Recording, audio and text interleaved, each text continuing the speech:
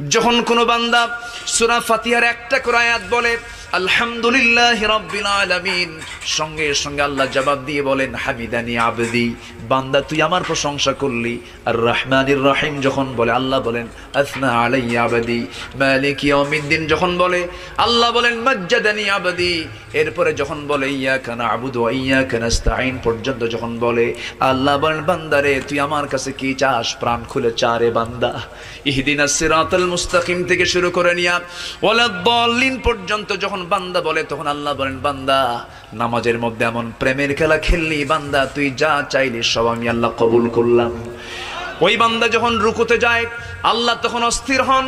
ওই বান্দা যখন সিজদায় যাওয়ার জন্য প্রস্তুতি নাই, সমস্ত ফেরেশতাকে ডাক দিয়ে বলেন ও ফেরেশতারা, এই বান্দাগুলো আমাকে দেখলো না, রাসূলকে দেখলো না, কোরআনকে দেখে হাদিসকে বিশ্বাস করে আমাকে খুশি করার জন্য তার সবচেয়ে সম্মানজনক